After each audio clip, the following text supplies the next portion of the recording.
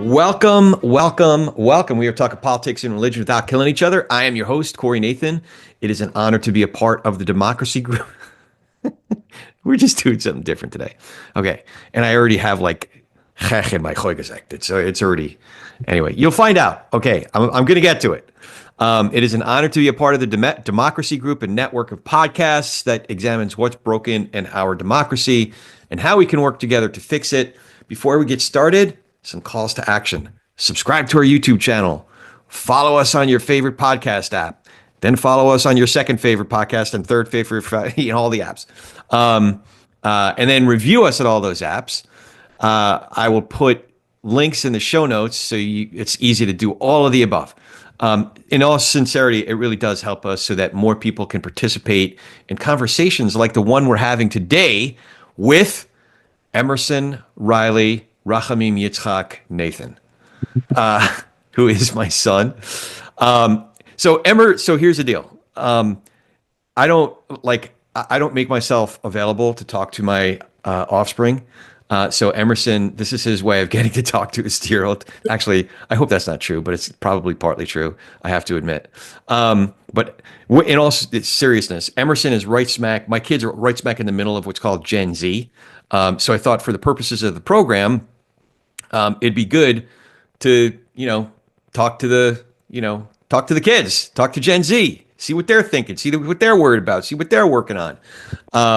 It might be good to get a young adult's perspective on faith and politics and wherever the spirit takes us. So, Emmer, how's it going?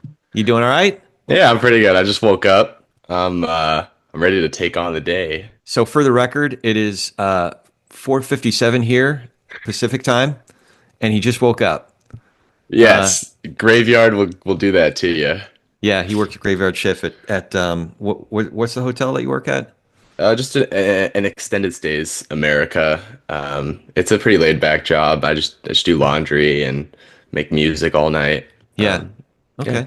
So you're working really hard at something other than your job description. Yes. Yeah. I would say hardly working, but I'm doing something of the sort and putting effort forth and trying my best to become a young adult. Yeah. Okay. Yeah. But you are doing your job though, right? Like, yeah, no, I'm pretty good at my job too. I'm actually getting more hours because of it. Okay. All right. Just want to make sure. Yeah. So I thought a good way to start might be to have you candidly tell us about your own faith journey, Cool. from however far back you want to go. But when you started thinking about things like God and religion and faith and, big existential questions. Yeah. And how those thoughts and beliefs have evolved over the years for you. Yeah, okay.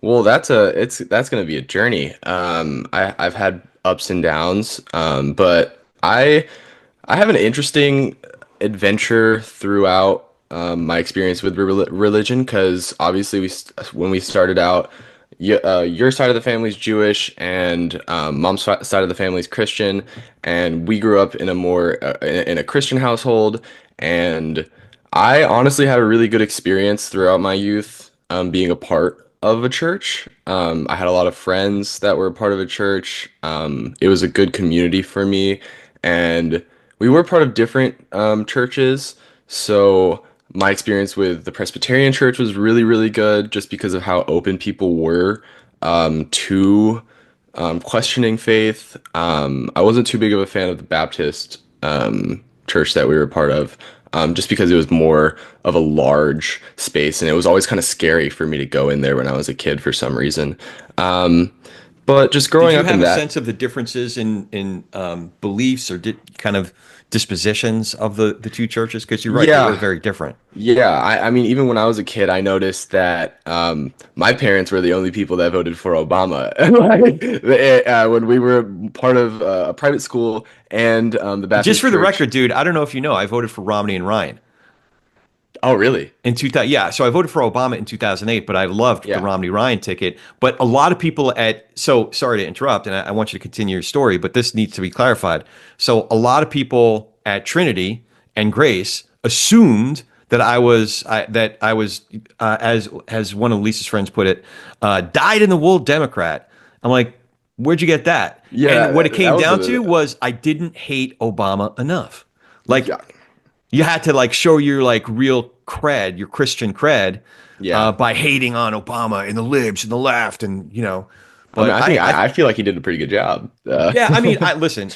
Objectively speaking, I there were some policy issues Sure.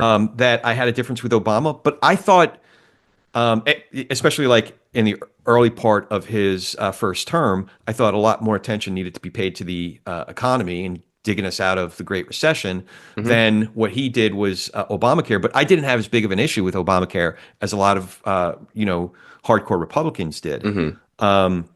So I did have some, but I didn't think. Like honestly, I wasn't upset that he got a second term. I didn't think he did such a bad job. He needed to be fired, so to speak. But Yeah. I thought Paul Ryan in particular was one of my favorite politicians at the time. That's why I ended up voting for them.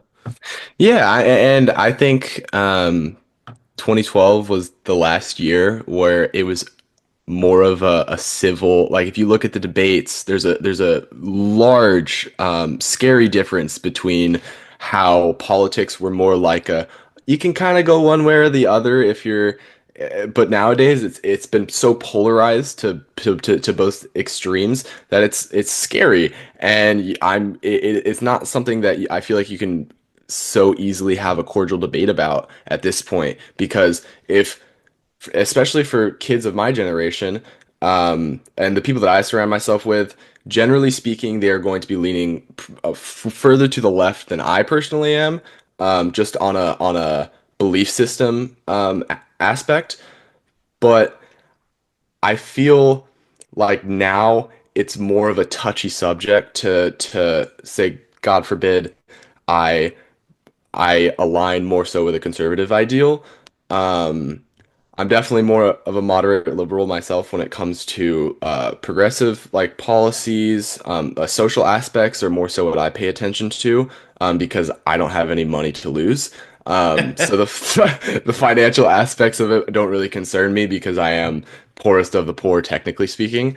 Um, but when it comes to the social issues, generally speaking, I align more with progressive ideals just based on the fact that we'll get back to this is that I stepped away from religion when I was a sophomore in high school, because my questions weren't being answered about the whole point was. I didn't understand. It didn't make sense in my head what this whole life thing was about, because I didn't buy it anymore. I didn't buy, oh, there's this figure that is technically dictating every single thing that happens to me. Why is he putting me through these things? I'm frustrated. I Was that smoked a during little bit COVID? of, yes, yeah. And that's really when I started shifting. And I also had kind of a bad taste in my mouth from previous experiences. Not to say that it was anything like super traumatic or anything of that sort, but the way that my friends from when I was a bit younger were speaking to me about their views on politics relating to religion, it would always give it put a little divide between the kids, in my experience, because it's like, oh, you like there's the Trumpies and the screaming liberals and the blue haired girls, and I thought it was just silly that people who say that they believe in a God and they believe in forgiveness and all of these ideals of Christianity would align themselves with a person who is not even arguably shitty. It's not even an argument. He is he may I'm not too educated on the subject. People might like him because he's a businessman. He doesn't take shit from people. But me as a 13, 14-year old watching this guy on TV run for the president of the United States was being like, wow, he sounds like kids my age, like talking shit, which was really unappealing to me. And I felt like it shifted further away from what I was used to when I was a kid, where it was like, oh, you can kind of go one way or the other. But even in 2012, people were starting to get a little bit more heated about Obama from what I was talking about with my friends. Um, and I just think it's kind of sad that it's such a clear divide between Democrats and Republicans, and that we are being pushed and fed all this media that perpetuates that. Um, but we can move back to my experience with religion overall. Um, I think that where I am now is a lot more of a healthy place and healthy relationship with my spirituality. Because when I came away from my faith when I was 13 or 14, I was under the assumption that all forms of religion and spirituality was stupid. Because it didn't serve me in the ways that I wanted it to, and I couldn't see how I was a part of a faith for such a long time where all these kids are idiots. And yeah, it just didn't make a lot of sense to me. Obviously, I had a lot of questions. I was hanging out, smoking a little bit of weed for the first time. Got a little bit curious about just the whole point. Like I said, it's interesting to really come away from something that you've believed in for so long strongly. Because when I was a kid, there was no doubt in my mind that there was this big sky daddy watching me, watching over me, making sure I was okay. But when I That's started kind of a going, patronizing way to put it, by the way. yeah, no, I agree with you. But that was what the impression that I was under from what I've been taught, um, was that there was this man in the sky um, that watched over you or made certain things happen, made everything happen all at the same time. And it's kind of just a mind-boggling concept to me because I'm like, I mean, I can't see him, I can't touch him, I haven't talked to the guy. What the fuck? Um, So wait, let me ask you this though, because we have different friends, different circles of Christian friends, yeah. and some are actually pretty close. So would you say, did you ever have any extended conversations with Tommy Givens? Here and there, more so Pastor Matt, and he was very open to having those conversations with me, especially when I came away from faith and I was just questioning, so why is it this religion that's correct, and why not other faiths or spiritualities? Why aren't they all kind of leading at the same thing? Why are we the chosen people that are going to a more proper afterlife than everyone else, who apparently, even if they do good deeds, would not go to heaven? Or yeah, it just didn't make sense to me. And he was willing to have those conversations with me, and he was saying more nuanced ideas than some of the other people I would talk to about my experience, because they're like, you don't believe in Jesus? Yeah. Like, Yeah, so eh, that's that kind of what I'm driving at. I would imagine that if you brought it up with some of the teachers from Trinity, for example, or any number of the folks on the elder board at Grace, is a very different conversation yeah, than if you're having the conversation with Pastor Matt, or Tommy. That, I don't know, it just allows for a little bit more humanity, for yeah, lack of a better word. Like the new you use the word nuance, which I think there is. So that's interesting that that was your experience as well. And yet you took from, it sounds like you had a lot of momentum moving in the direction away from Christianity, religion altogether, regardless of how yeah. nuanced and more welcoming those conversations were with Matt. Yeah, yeah, and because it just didn't feel right to me at the time. Um, Not to say that I haven't had positive experiences with believing in a God or a Jesus, or what have you, um, but it just didn't make sense to me, and I wasn't willing to read through the entire Bible to get those answers. Which now I'd be a little bit more open to doing that, if I have time when I'm not. You know how to eat an elephant? I do not. I haven't tried. One bite at a time. Yes, I suppose just reading a little scripture here and there couldn't be bad for you. Yeah, just like a little bit every day. I've been doing that since I became a Christian. I mean, I grew up reading Torah and stuff, but Yeah. but I've been doing it since I became a Christian, basically a Hmm. chapter a day every day. So, I don't get through the Bible in exactly a year, but like a year and a half or so. Hmm. Um, and let's face it, some of those not just chapters, but books are hard to get through, but it's just a freaking chapter, you know? Hmm. And then at least at least and it's not being like fed to you by somebody else who's the authority. Like Hmm. God, so and not to say that reading through the Bible one time makes you an authority, but at least you are encountering that, whether you see it as divinely inspired or whatever, it's at the very least literature that's stood up through time over thousands of years, you know? And that's the I would have a probably an amazing time reading through some of these stories because it is a pretty damn cool science fiction if you look at it that way. Um, Yeah, regardless, that's why I've been dipping my toes back into researching other religions' philosophies because I was never educated on them at all. I thought they were the devil when I was in elementary school. Right. Because I'm like a Buddhist. Like, Yeah. it wasn't something I was really exposed to. And now, as I've been reading through some Hindu texts, some Buddhist texts, Jewish freaking Jews know a thing or two. I'll say that for sure. Um, Frickin' Jews know a thing or yeah, two. Maybe that's the title of this episode. I suppose so. That's a good one. Yeah, and it's all Which, been by the way, helping.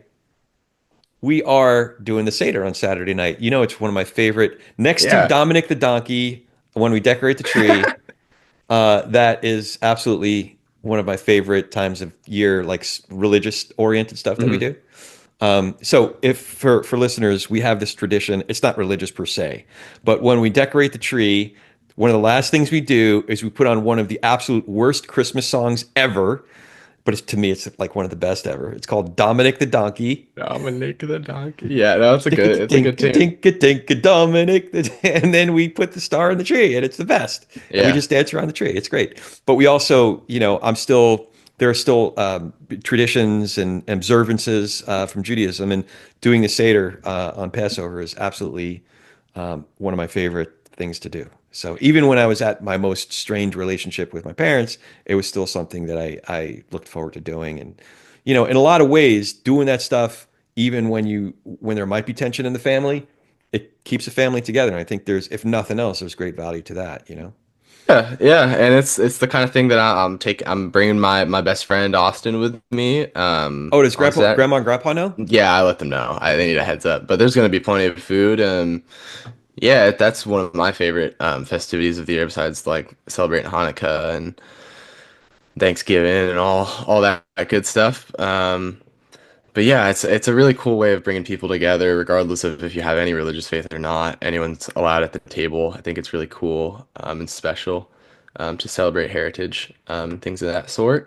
But moving back to what we were talking about, Your I faith th journey. Yeah. yeah, I think where I'm at now as a 20-year-old is a lot more healthy, and I'm a lot more willing to ask questions and conversate and discuss. Because truly, at this point, I'll shoot point blank is that I would consider myself an agnostic because I do recognize that there is most likely a power that is greater than myself. I know that I'm pretty great, but there is definitely many things that are out of my control, and maybe there is someone orchestrating this timeline, this universe that we call home. Um, who am I to say? But I'm also willing to accept whatever fate I meet at when I die. And that was one of the big things that I was really really struggling with when I was a Christian was the whole I was really scared of the afterlife, and the fact that I felt like someone was watching me constantly really didn't sit well with me. I'm like, why can't you just like not look at me right now? I'm pooping. But it, it makes me it made me really scared. And now I'm at a point where I'm like, okay, I think I'm a pretty good person. I like to help a lot of people. I like to be there when people are at their worst. I like to be there when people are at their best. I try to be kind. I try to be funny. I try to be encouraging. Um, just for the fact that it doesn't cost anything to be a good person, in my opinion. Um, and yeah, you can be a dickhead. It can be fun. Um, but I'm willing to accept any fate that meets me when I die. If I go to heaven, if I go to hell, if it's blank, if it's nothing, if it's I'm chilling with all of the religious figures, if it's just reincarnation, whatever it is, all I know is that I can live my life to the fullest extent that I want to when I'm alive right now, and that's all I have control over. Whatever happens after death is not really any of my concern. All I can do, and that's why it scares me as a 20-year-old being like, this life it can be extremely short, regardless of how old you are. So I'm trying to do my best, and sometimes my anxiety gets the best of me when I'm thinking about that long term um, effect, Yeah. and it just makes me I'm a little bit more secure in the fact, especially these past few weeks, I've been having physical health problems that have been really worrisome and scary. But I realize that everything happens for a reason, and all I can do is continue to make the best choice for myself and the people that I surround myself with constantly. Um, How and how I would you how would you define goodness?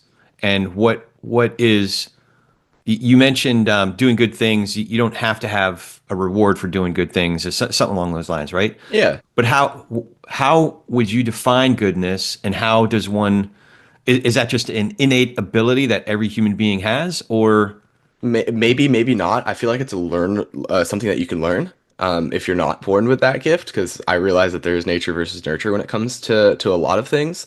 Um, but just genuine, the realization that we are all the same, the human species and this earth that we live on, and the animals and the plants, we are all one. We are all acting in a cohesive and collaborative way. And we should act similarly if you are a human with a conscience and you realize that there are other people in this world who are not yourself, that you could have a little bit of empathy, a little bit of forgiveness, because people aren't perfect. I'm not perfect. I make a lot of mistakes constantly, and I hurt people that I love unintentionally.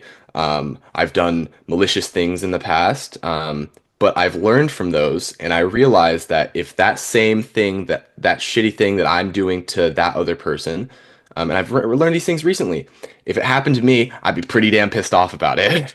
So if I can use my experience or my youthfulness or my lightheartedness to help my friends and my family, then it doesn't cost me fucking money. If things cost me money, then I would be the worst person ever. But this is something that I can do for free constantly, and I can apply it into my life in so many different ways. By being kind, it helps me make music because I have new experiences with people that are inspiring. That would be more so traumatizing if shit was going down all the time. I prefer to curate a more wholesome community that where people express love openly and not necessarily sexual love, like get a room. Um, but yeah, all right, I I get it. Okay, I understand. We understand. We get it. yeah, Um, yeah. okay. I want to ask you a question, like a kind of a perspective question. If you think about our town, Mhm. our neighborhood, or California, or our country, what do you think could change that would indicate to you over, say, the next 5 years or 10 years that the country or maybe our culture was heading in the right direction? Like could you rephrase that question? I need a second to think about that Okay, one. actually, I should ask preface to that. First of all, you, I don't know if it's official yet, but it probably could be counted that you've now cursed more than any guest I've ever had on this show. Uh, Where I'm do you get honored. that from? You dude, you're not I'm from honored. Jersey? Like, where do you get that from? It's in my blood. Come on. You gotta be fucking kidding me. Like, where do you get it from? No, I'm just kidding. Okay. So the preface to that question is as you look around, you know, however broadly you want to take it, you want to say the country, the world, or Mhm. culture. What do you think are what's broken in the world?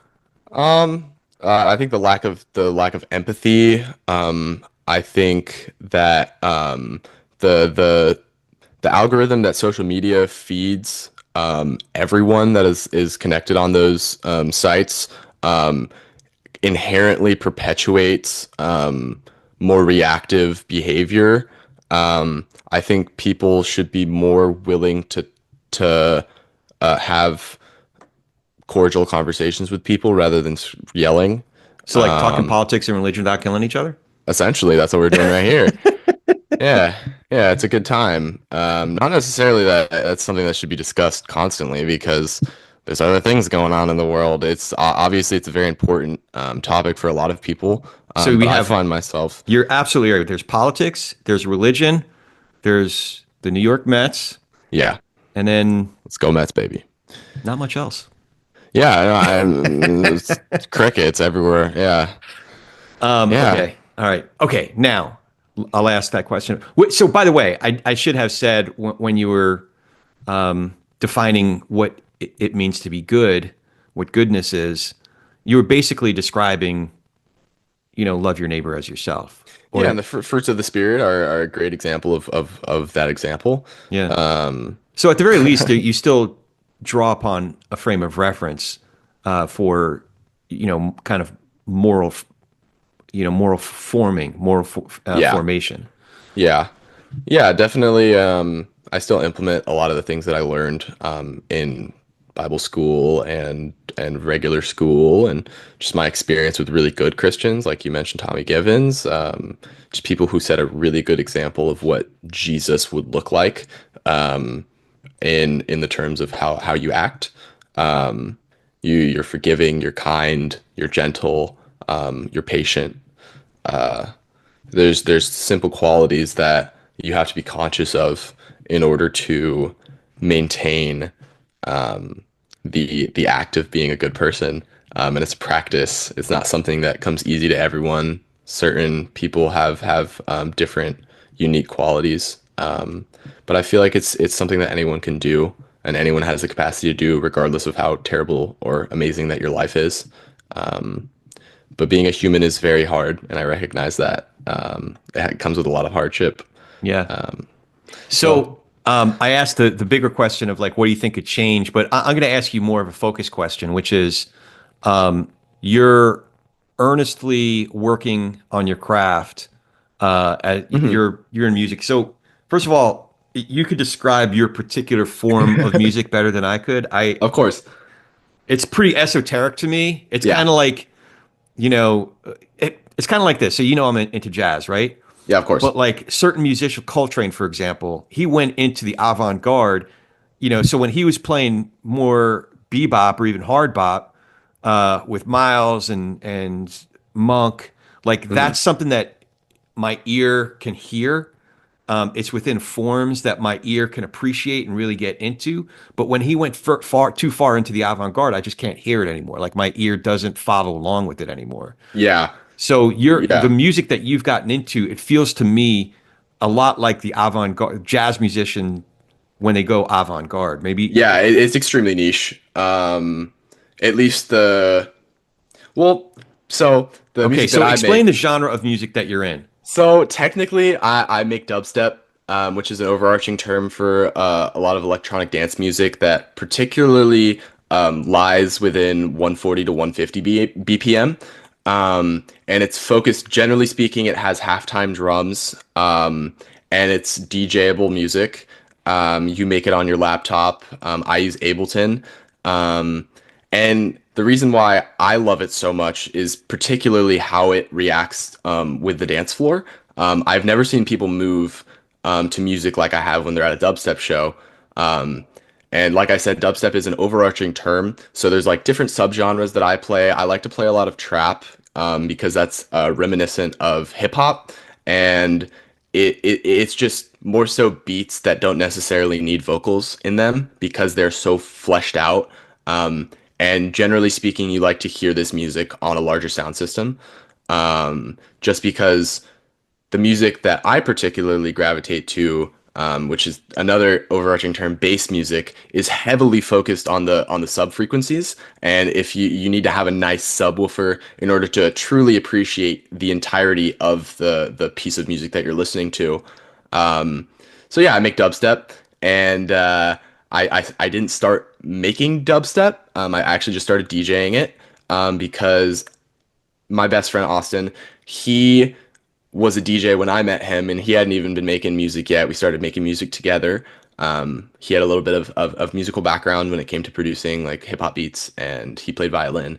But he was a DJ, and he showed me the importance of what it means to be a selector, someone who just plays music, and the power that you have just simply by being behind the decks. I like you are in so much control of a space when you're selecting. Um, and just DJing for about a year and a half before I started producing was really helpful for me to understand the culture of the rave and what it really means to be a performer, regardless of if you're playing your own music. Like my journey going, starting to DJ, and now I've been focusing on producing for about a year. And as of the last like 4 or 5 months, ever since I started my job at the hotel, I've been making music every single day. Um, because I realize how important it is to constantly push yourself in things that you love. Like when I played soccer, I wish that I could go back and work a little bit harder because I didn't really have an ethic, a work ethic to do it when I didn't want to. And now that's something I do every single day. I'll go on Ableton and I will try my best to either songwrite, sound design, learn something new, bang my head against the wall for 2 hours, and then call it a day. And usually, like 3 or 4 days out of the week, I struggle. Um, and it's hard because the music that we're making is extremely daunting in the way that you have to mix it. Meaning you have to get, because it's so sub bass heavy, you have to do your best to make sure that when you're layering these lower frequencies that they're not muddying each other up and that they're not unintentionally distorting unless you want them to. And there's just so much nuance and complexity to this music that I wasn't aware of when I got into the scene. I honestly thought most dubstep was kind of corny when I first listened to it because it just has this I was under the impression because of like the Skrillex era, and I You- watched a lot of YouTube growing up. You're getting Eh, way beyond like what this audience. I'm guessing. I mean, yeah, maybe some of the audience is into it, y- but like, yeah. yeah, it's definitely more of a niche. But anyways, yeah, dubstep Well, is a very niche concept. let me ask you this then. Um, you were talking about, what some of the things that are wrong with the world and our culture. Yeah. Have you connected with how you making music, playing music for others, participating in this endeavor is having a positive influence on the culture around you? I think that music is an extremely powerful tool that can change people's lives for the better.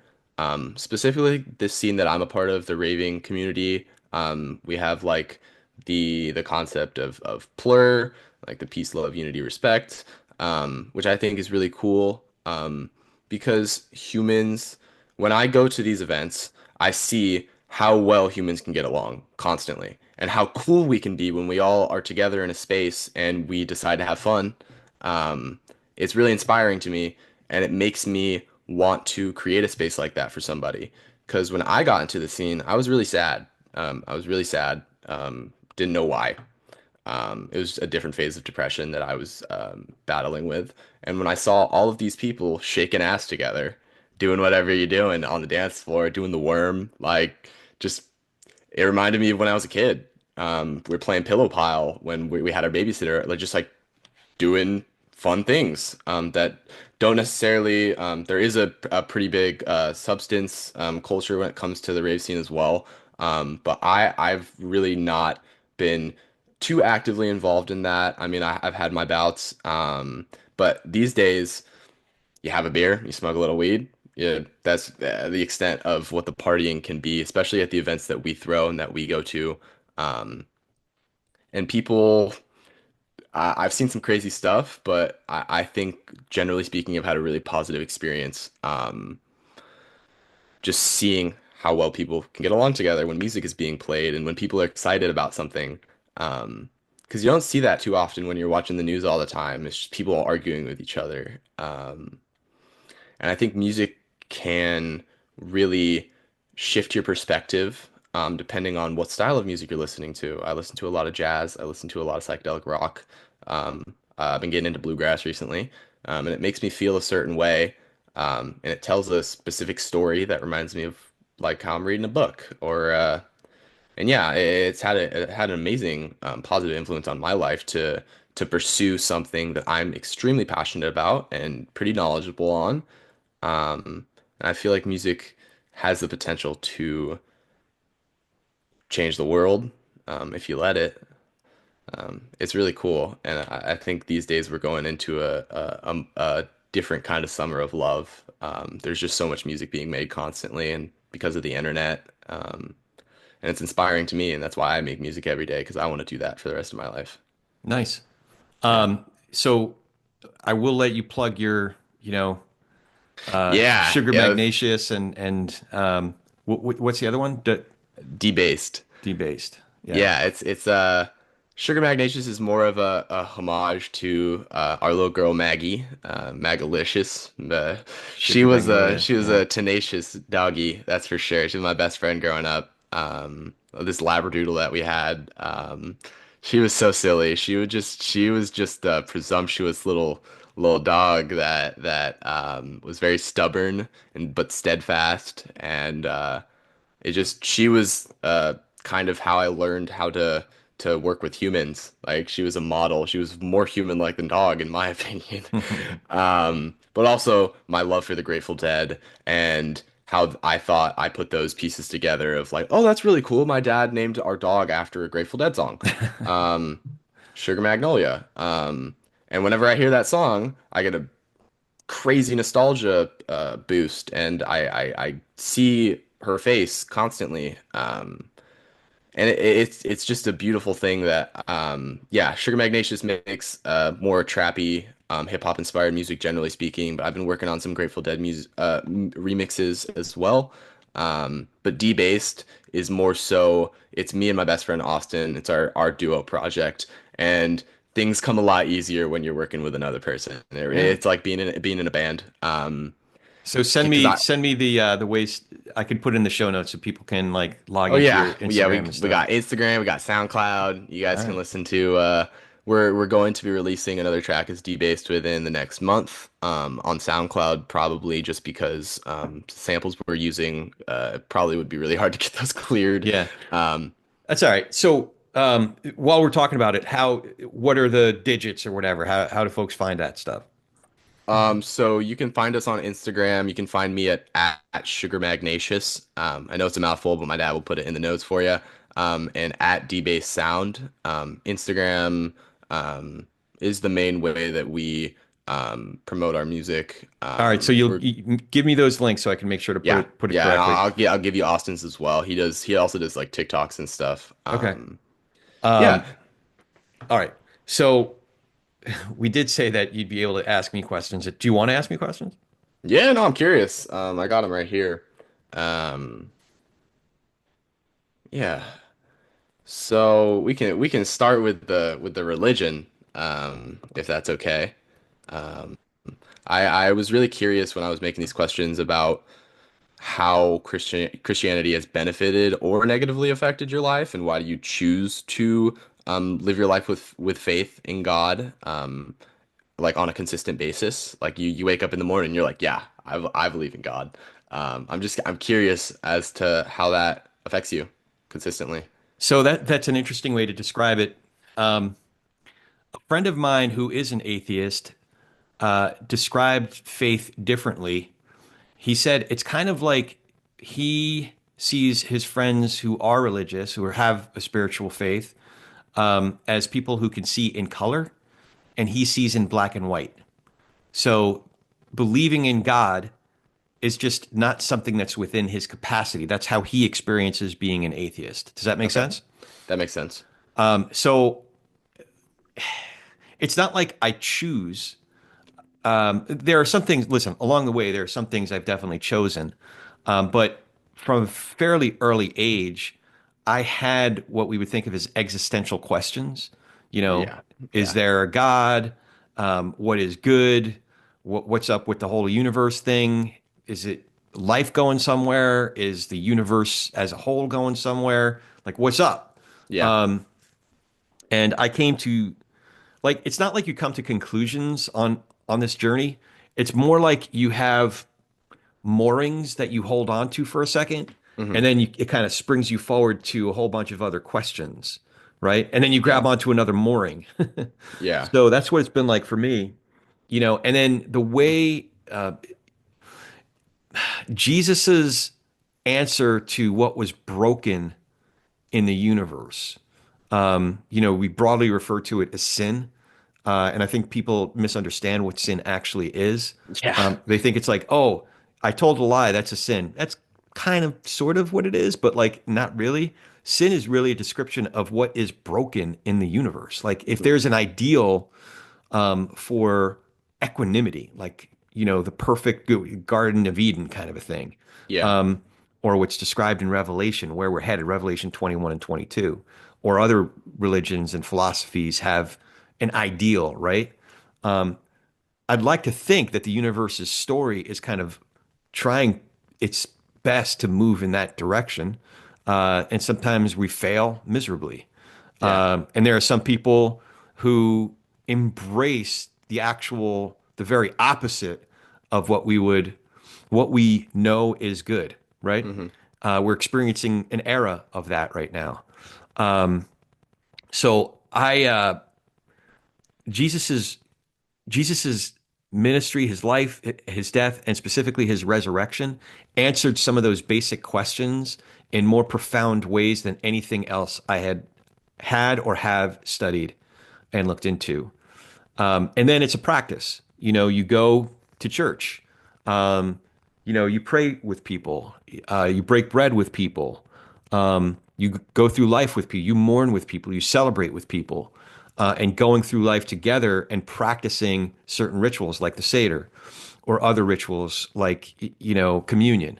Um, it's a practice. It's a faith practice. I'm glad to have found Knox Press because it aligns with an outworking of what I'm reading in the Bible, which I see as the most authoritative moral framework that I've come across, and coherent and cohesive framework that I've come across when read well. Yeah. Now, I will say, what's my experience like with Christianity? It's largely not been good, to be perfectly candid. But Christianity as a religion, that's a different set of questions. Christians are great. If you meet, in my opinion, what I would call a real Christian, amazing people. They live their life with kindness and respect, and like Pastor Matt is a really good example of someone that I really respect, who lives their life in faith and practices the good that you can do from the Bible rather than weaponizing the scripture, and trying to utilize it for your own benefit.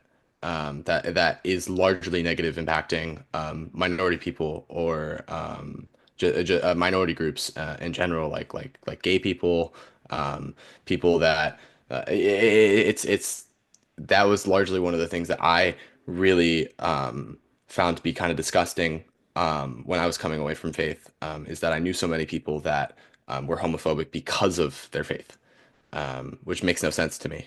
And I think it's cool to meet real Christians that live their life like yourself, people that use it to the advantage of not only yourself but humanity. I think it's really cool. I met a lot of great, sweet people who are Christians. um, that utilize it as a way to love other people. And I think that's really, really inspiring. That's good. That's good. I hope I answered your question. Yeah, of course. Yeah, it is a. I felt inclined to ask you that because I've seen how you view certain parts of Christianity in a negative light, and I feel like that's more so what I've heard about. But I was just curious how it yeah positively affects your mental health and your well-being as well. Thank you. You have more questions? Yeah, I have a Oh, bunch more questions. okay. All right. Well, we can run through this. I'm curious. So, how has children affected your life? Just as an overall, Royal what? freaking pain in the ass is how it Yeah, changed my life. that's what I assumed. Has it? I mean, obviously, you gain more responsibility when you have kids. What was it like when you had all three of us? Me, Jack, and Sav. Um, yeah. So I nobody's ever asked me that before.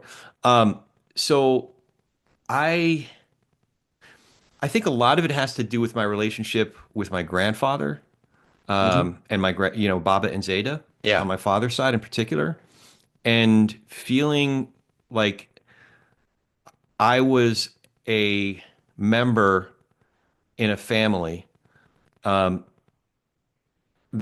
had a long history, and I'm like just one person in this kind of narrative, long story, right? Hmm. And now it's my out of love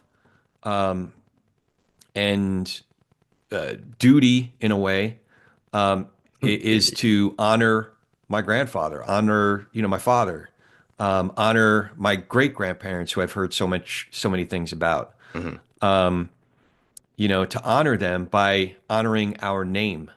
So that's like one of the big reasons why you had children.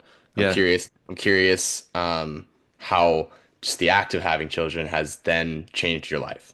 Like what how'd you feel when me and Jack and Sav were all little babies? Like what'd you feel like when I was born? Like what was that like? So it's a kind of I haven't really reflected a ton on this because a lot of it has been a whirlwind. Yeah. You're kind of you're always under a Niagara Falls amount of like stuff Mhm. that requirements and burden and worry. I'm making it sound like it sucks, but No, it's there's fair. certainly a lot of joy, but there was so much responsibility, and I had a great deal, a great desire to, provide for you, provide for your mom, not just like financially, Hmm. but like emotionally, mentally, spiritually, all, every aspect. And it's a lot. And, meanwhile, the world is still going on. So, 6 months after Savannah was born, 9/11 happened, Damn. and the world kind of changes, right? Hmm. Not too long after you were born in '05, Hmm. you know, within 2 years after that, we were starting to slide down that torturous cliff, that torturous path that ended up with the Great Recession. Hmm. That really the shit hit the fan really in the fall of '08, but that had been happening, slowly over the course of the prior couple of years, and we all saw that coming. Yeah. So the world happens while you're trying to get a nice house, and figure out what the best education solution is for your kids and, provide for them a decent kidhood, and Yeah. all that stuff. And then also knowing how limited we are in our own abilities and capacities, and knowing like wanting to be the perfect and knowing how far we fell short on a daily basis. So it was a lot. Hmm. Um, you Yeah, know, but I mean, mom was a super mom. Like, yeah, obviously, you were taking care of the financial aspect, and but all I remember when I was a little kid was that you were the funny guy that would be at the dinner table making jokes, and that's I would, nice. Yeah, no, it was I had a very, very pleasant childhood. I think I about will. it I should say constantly. that like Lisa really was and still is like so. I don't know if I ever told you this, but like I recognized it very early on after we met. We went back down after she moved up to Jersey. We went back down to Alabama for Thanksgiving, Mhm. and I saw her playing on the floor with her little nephew, Andrew's oldest kid, Ryan, Mhm. and it struck me like, oh. I don't know how to do that. And it just comes so naturally to her, like Mhm. getting on the floor and playing with little kids. And yeah, I hate kids. They're a um, handful. no, but we were a good team in that regard because so much from infants to toddlers to, a lot leading up to when you guys all hit adolescence. She like Lisa has this incredible talent Mhm. with little ones that way. And again, it's not to say that everything she or we did was perfect. We have our shortcomings that we're, keenly ever more aware of now. And I'm sure we'll discover more as you guys get older and kind of reflect on your childhood and, want to continue to grow and evolve and stuff. Yeah. But I don't know. I don't know if I'm answering your questions head on, but those are some of the things that come to mind. Yeah, yeah, I mean, we can just lead into to what's changed since me, Jack, and Sav have all grown up. How has that just changed your life rather than being as responsible? I mean, obviously, you still contribute to our lives and constantly help us financially, spiritually, emotionally. Um, but what's changed? Obviously, you started doing podcasting and you moved away from just making money and doing and being a part of the machine as your main daily driving force. As this seems to be obviously one of your jobs now, but it's a passion of yours, and that's why I relate to you so much as to just moving away from simply doing things for financial gain. Like I was very intrigued to be a lawyer or someone that made a lot of money so that it would serve my life, or I could have a big house, have a rich family, um, regardless of how passionate I was about things that affect my life so greatly. What's changed? What's changed for me since you Yeah, guys are young adults now? yeah. Yeah, well, um, I I'm still responsible for you guys in a way, but trusting that I have to be here more as uh, you know, a guide and a steward that has your best interests at heart, not even my own, like, listen, I hope things for you but realizing that it's not my life, right? It's Hmm. your life.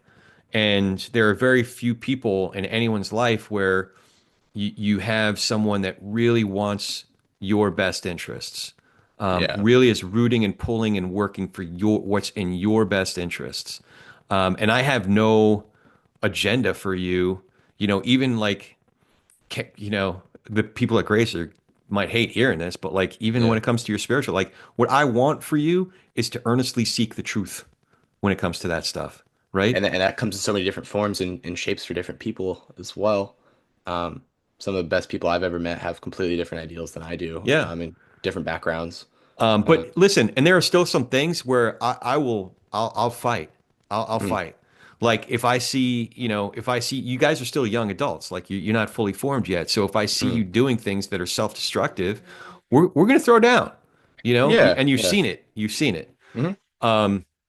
So there are certain hills that I'm ready to die on, but those are few and far between, you know? Yeah, that I feel like that me and you have only really truly butted heads when it comes to like more existential because you probably saw your 20-year-old or your 18-year-old self in me just having all these questions but also allowing it to negatively impact my life for a short period of time or a relatively short period of time. No, Um, I mean, with you, there's certain things that like I was explaining it to Grandpa because I was explaining some of my frustrations with you, mhm, And as I was explaining it, he could see my frustration, right? And Yeah. he's like, Grandpa's like, well, you might want to explain that to him gently, nicely and gently. I said, yeah, I could do that, but sometimes Emerson needs more of a football coach, Yeah. you know? Well, and you see me on the soccer field, like sometimes, just because I'm so willing to engage, and I've always felt like I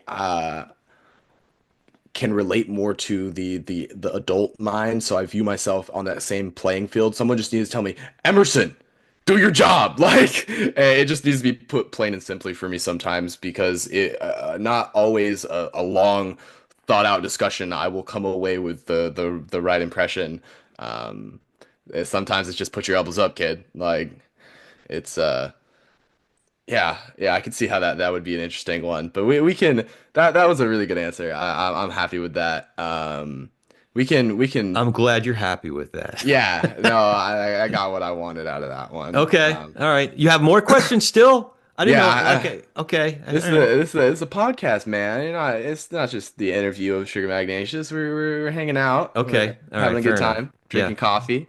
Um, we can gloss over because obviously I'm not I've explained this to you that I'm not too actively involved in politics. It's not something that I really think about on a consistent basis Hmm. um, because it just doesn't intrigue me positively.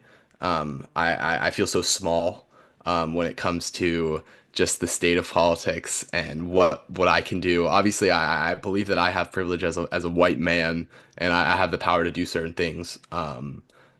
Positively to help other people who are inherently stuck in this system with a disadvantage, unfortunately. But what are your thoughts on the current state of politics, all the shit that's gone down after the election? I'm curious. I think that there are a lot of people who aren't nearly alarmed enough, and there's any number of reasons for it. One is just they're not, there's a lot of folks, to your point, that it's not their cup of tea. They're not watching, they're not reading the news, or Mhm. maybe getting the news, but from not great sources. Instagram. Yeah. Um, Yes. they're either underinformed or ill-informed. And then also because of what our culture has become, it's there are so many incentive structures that understand people respond to stimuli that make them angry or afraid, the same way that they respond to crack, literally, like chemically. Yeah. That's what happens. Get And fired part of up. that is they keep on coming back for more. Yeah. And it keeps Yeah. them in a constant state of anger and fear. It's disheartening to watch all of my people or some people that I'm friends with are constantly posting on their social medias about the worst things ever, like just terrible things that must change and we must do something about it, but we're so far removed from it that I'm like, okay, why are we even um, discussing these things on Instagram? Like, Yeah, but I mean, not to, I don't think I'm contradicting myself to say that there are things to be really, really alarmed about. yeah, yeah, I grew up in a country, and you grew up in a country where the freedom of speech, freedom of press, freedom of to peaceably assemble, freedom of religion, to practice one's own religion or no religion at all, without the government imposing that religion on you, freedom of redress of grievances. So if somebody aggrieves you, you have a process by which you can settle those grievances, that being a hmm judicial system. Those are all under direct attack. Now, I am not being hyperbolic. I'm not exaggerating. And over the coming weeks, I'm going to go through specific instances where the redress of grievances is directly under material, concrete attack. hmm Freedom of speech, freedom, uh, not to mention the fifth. That's just the First Amendment. I haven't even gotten out of the First Amendment. yeah. You know, not to mention the Fifth Amendment, the 14th Amendment, due process, things like that. So they're under direct attack right now. So in some ways, I don't think we're alarmed enough about some of those things. On Yeah. the other hand, I will say that your sense of helplessness about that, I would encourage you to stay plugged in, but with the proper perspective. Like a Yeah. lot of folks feel helpless to do anything about it because, well, I'm just one vote out of 330 million. No, no. You're your voice matters, right? God sees us that way. Like, whatever you believe, like, Yeah. nobody has ever been born like you. Nobody ever will be born like you. There's Hmm. something really crazily miraculous about that. Even though you're one out of however many people on the face of the earth, out of however many, atoms in the universe, like whatever, like there's still something unique and miraculous about that. While at the same time, you are just a speck on a speck on a speck. Hmm. So keeping all of that in perspective. So what does that mean? It means that there is a profundity. There is something wonderful and meaningful and impactful about you having one good conversation, Yeah. about you Yeah. giving one person who's really tripping out an hour of time where they're just dancing their faces off, Hmm. right? There's something meaningful and healing about, like, to your point, there's something meaningful and healing and reconnecting about connecting with somebody over a better conversation Yeah. than, oh, you're one of them. Oh, you could go. Yeah. Why don't you just go fly to the, blah, blah, Yeah. blah. You Yeah. don't like it? Leave it. That kind of Hmm. thing. Okay, whatever. Like, but Yeah. one healthier conversation, not even like that you can change somebody's mind by 180 degrees on any particular Nah. issue or all over. Like, but by 1 degree, that's doing something. Well, you explained it to me at one point when I was in high school as people's opinions and beliefs are like a bubble, and all you can do is poke little holes in the bubble. You can never just pop the whole thing. You have to like weasel your way in there. Weasel, I don't know about Yeah, weasel. not necessarily. That's a good analogy, but it's funny that people would be under the impression that every single time that you give a perfectly good example of what you believe and why you believe it, and people just agree with you, because it's not good to be in an echo chamber. You should have people that are constantly challenging your beliefs. Yeah. You shouldn't just be friends with one kind of person. Like if you're a Democrat, you're friends with Democrats. Why would I ever be friends with a Republican? That makes no sense to me. Yeah. There's no diversity in that. Um, all right. So I don't want to go on too long here, Cool. unless you have other I pressing. got I got one or two more things I gotta ask you. Okay. All right. Um, how has music affected your life, and what are your current interests in music?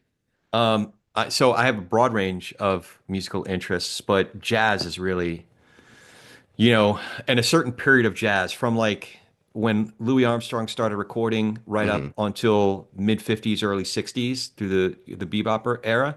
Yeah. That's my jam, so to speak. And it's because it is a soulful, beautiful, perfect at times, perfectly imperfect illustration of the people of God. Yeah. If there was Yes. if there was a perfect intent, because they, on the one hand, like, and this goes to the tension I was talking about before between the individual and the collective. Like in jazz, they're all faithful to the score, to the Hmm. composition, right? So they're moving together in that score, but within those movements, within each measure, they are expressing a certain freedom while Yeah. at the same time, but at times they're playing different roles. So Yeah. at times the piano is creating the harmonic context within which the horn can be telling the story, right? And I was always impressed with the nuance of improvisation and your action as a musician. Yeah, like what you said, what freedoms that you can take as an artist within a collective. And watching jazz and being in a jazz band when I was in middle school was always really cool to watch how even though you are technically confined within a certain score or a certain chord progression, you can do so much. Yeah. There's so much freedom and possibility when it comes to improvisational music, and that's what always fascinated me about jazz. I'm curious though. So you're the reason that I got really, really actively into the Grateful Dead. Not necessarily that you were constantly playing the music, Yeah. but your experience and naming our dogs after Grateful Dead songs always intrigued me. We're, And you're an so inspiration. Sunny, China Cat Sunflower died before you were born, right? Yeah, yeah, but I heard many, Oh, many that's right. Yeah, stories. she died when Jackie Boy was 6 months old. Hmm. Hmm. I Yeah. was still, I was cooking up, You so were to speak. brewing. Yes. Um, but what I know that you're not too into that music. Did you have a No, I'm positive into it. It's experience? fine. Yeah, yeah. What, wait, Uh, did I have a bad experience? do you have what was your experience following the dead around? We've talked about this briefly, but this is kind of the thing I want to drive home. I've always we haven't really discussed because I'm a humongous Deadhead, and I got you've seen me go through fanatic phases of researching Yeah. and playing the music and going to shows. So the truth is, I was so when I was most into the Dead was when the brokest period of my life. Okay. Um, so I followed where they were playing, where the Grateful Dead were playing, but most of the time I couldn't even get into the parking lot, let alone the show. Yeah.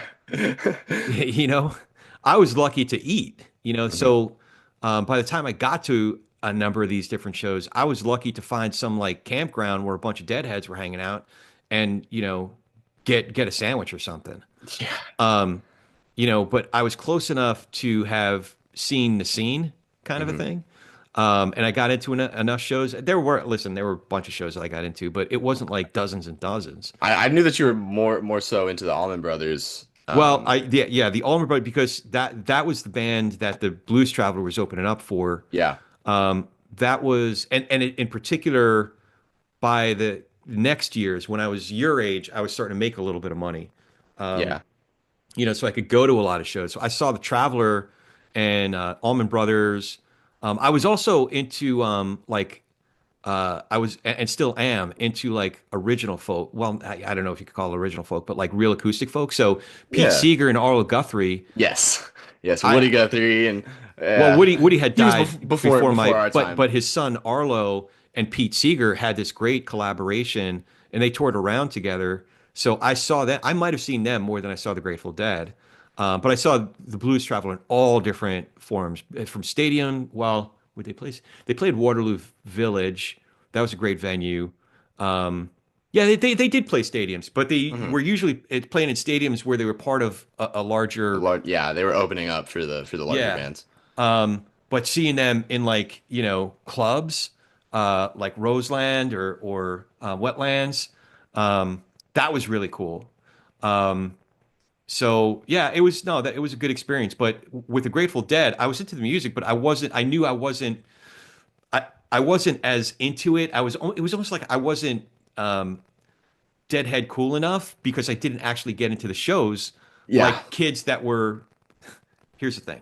I'm going to sound, like I'm resentful, but there were kids that were going to Rutgers at the time Hmm. where their parents were paying for everything. Yeah. Grandma, grandpa were school teachers, or grandpa Yeah. was a Yeah. guidance counselor. Like we Hmm. didn't grow up rich.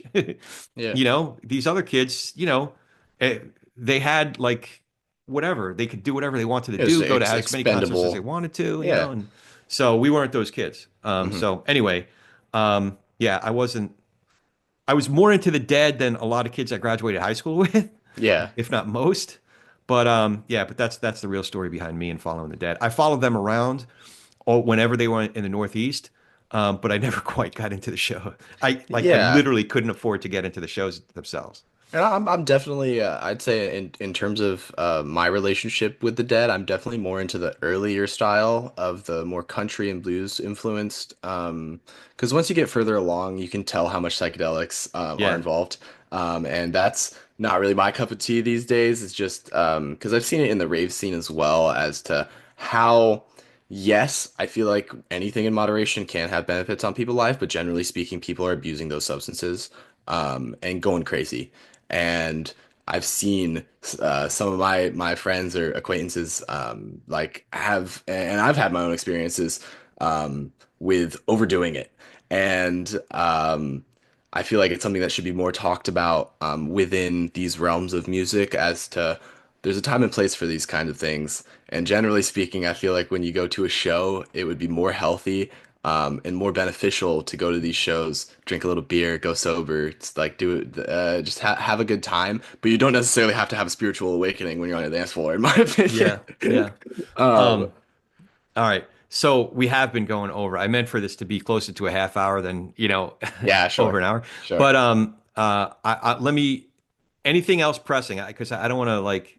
Let's just end off on what advice would you give to your 20-year-old self if you could go Oh, back? well, I do have a last question, so I'm going to have the last question, but Okay, I'll cool. answer that question, and that is, chill, focus on your craft, earnestly work hard at becoming a virtuoso at your craft. Hmm. Put in the work, a little bit of work every day. Um, do the things, So there were a lot of endeavors that I pursued where I was in a hurry. I was in a real hurry for whatever reason. I wanted to prove it, to whether it was my parents or my friends that I graduated high school with or whatever. I wanted to, I had something to prove and I wanted to get there fast. And if I didn't have it by the time I was 20, then I was a complete failure. So I was in such a hurry, you know? That's a very familiar thought pattern. I know that. Yeah. So that's one thing I would definitely change is that, dude, chill. Focus on your craft, get good at your craft.